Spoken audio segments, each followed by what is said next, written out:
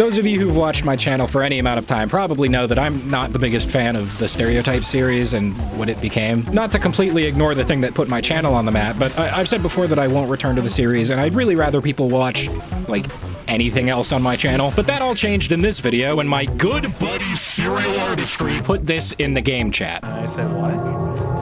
Dude, what the WTF? And of course that's all anybody focused on in the comments, so thanks for that, dude. Really appreciate it. See, that's kind of the problem here. I am nothing if not a man, probably, who will commit to the bit no matter what. So for the sake of the funny, and also for the sake of nostalgia, here is the first and only episode of Warpaint Stereotypes in the exact same style and quality as the original Hat Stereotypes from 2016. Just remember, you asked for this.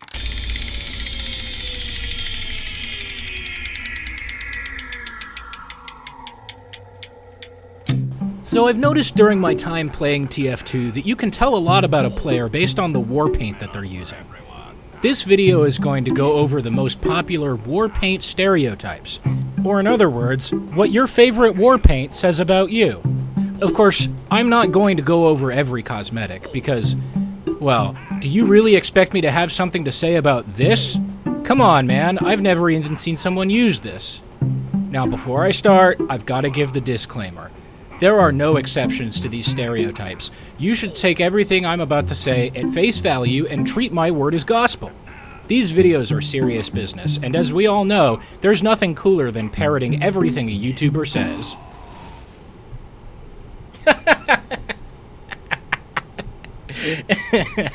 No, but seriously though, don't take these stereotypes seriously. Okay, let's get started.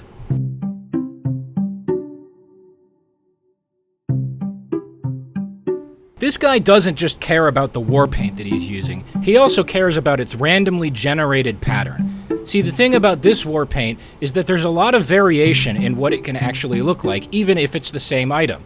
For this reason, they'll almost always brag about their super rare pattern that they worked really hard to get through random number generation.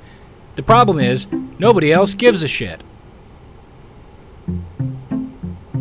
You put this on a black box and used a name tag to name it Box. Yeah, it's fine as a bit, but it's not exactly original, and it's been an old meme for a while now. This person is a warpaint hipster. They'll always insist that Starcrossed is a super underrated warpaint when it's just not. Now, it's not to say that it's not good. It's really good. It's just a lot of people's favorite, so I wouldn't really say that it's underrated. This is one of those warpaints that is just so stupid expensive that you only ever really see it on popular weapons that get used a lot. So shotguns, scatterguns, rocket launchers, etc. But also, you know.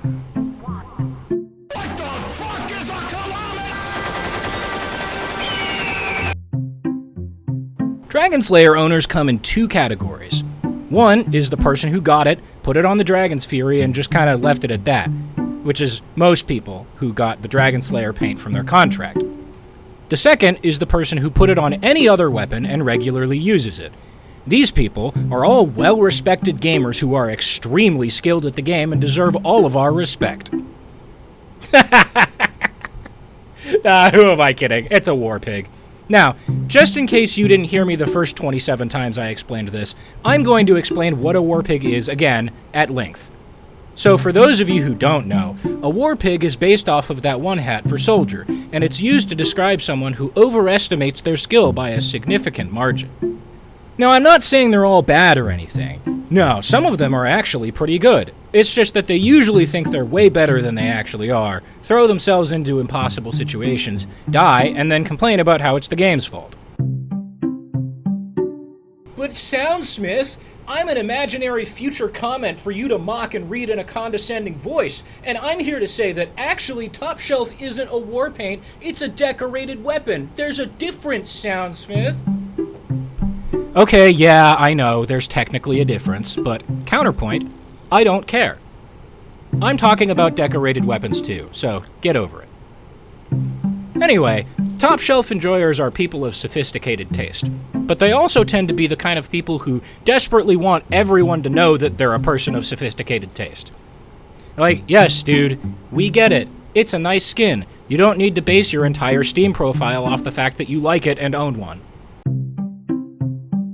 You wanted a top-shelf skin, but you also wanted it to be strange.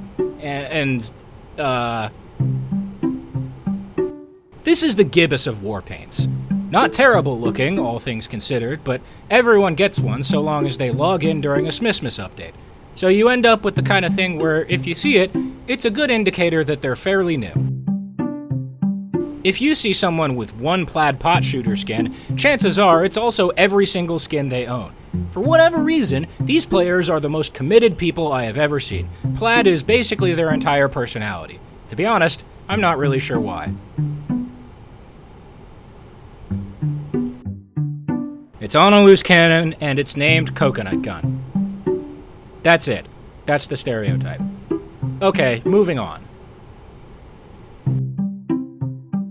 Purple Range users are usually sniper mains who based their entire cosmetic set off of this when they unboxed it back in 2017. That, or they're just a rich trader.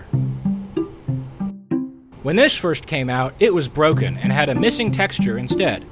In the naive hope that it would stay this way, you put it on something funny, like a fish, and were soon disappointed by a fix actually being implemented soon after.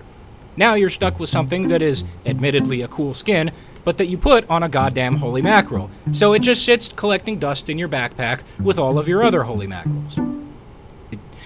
It's me. I'm talking about me. I'm the stereotype.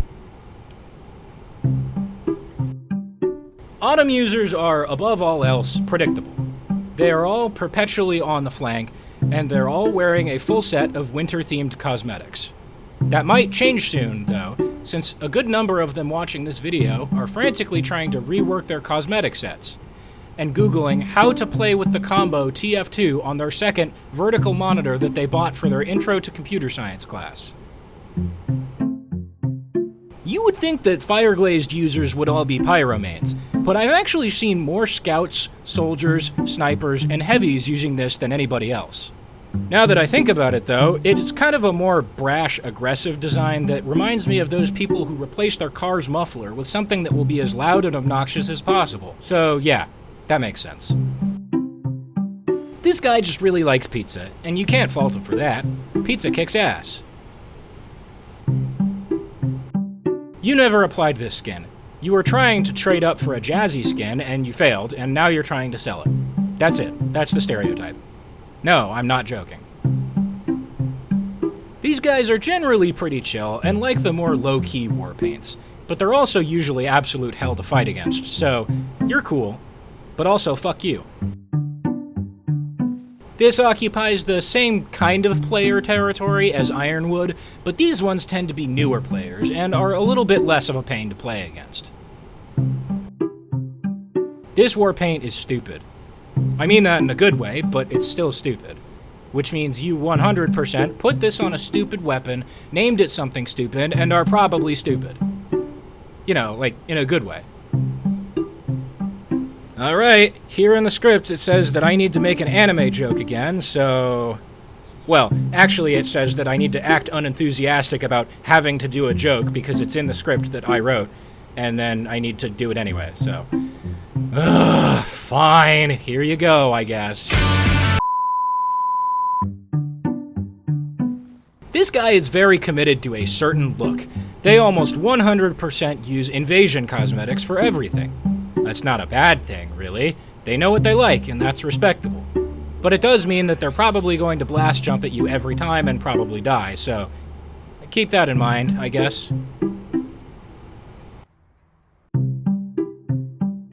Hey guys, Sans! Sans Undertale! Get it? Guys, Sans Undertale! It's Sans Undertale! Ugh, this sucks. I'm done. Nope. Done. I'm done. I'm not doing it. Instead, I'm going to do the classic get up and walk away while the mic is still recording in a clearly scripted bit where I get angry at something that I wrote myself bit. Ugh!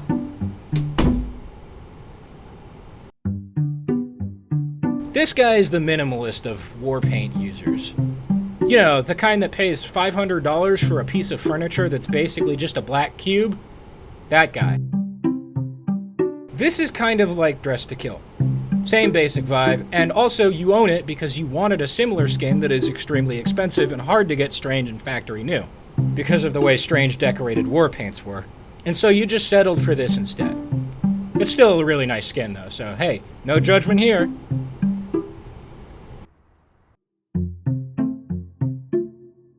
Hey, future SoundSmith here. Hope you're having a real great time watching this video. This is the part where I normally would have played Crawling by Linkin Park and then turned the screen red and made it shake a little bit, but that would get my monetization turned off immediately, and if I'm gonna have to slog through making this video, you bet your ass I want to get paid for it. So instead, we're going with a copyright-safe version of Crawling, so enjoy. Crawling in my skin. These moves, they will audio. Fear is how I fall. Alright, that'll do it for this episode. Next time, I'm not doing anything, because this was a stupid joke that I only really completed out of spite, so yeah, we're done. Bit's complete, we did it. I went back and watched my old videos for reference to see what the best way to replicate them would be, and man, I really cannot stand these things. There were and still are a lot of people who say that they hate my videos after only watching early Stereotypes, and that used to upset me, but at this point, yeah, I get it. If that was my first experience with this channel, I wouldn't want to slog through it all to see if the content got any better either. If nothing else, though, they serve as a reminder to myself of how much I've improved over the years, and also they make a lot of money, so that's cool too. Anyway, if you've made it this far in the video, thanks, I guess? As a treat, here's a sneak preview at the next man's guide. But okay, yeah, sure, not every kill is a stupid gimmick. Like, look at this. I see this guy, predict when he's gonna double jump, carefully aim a shot, and then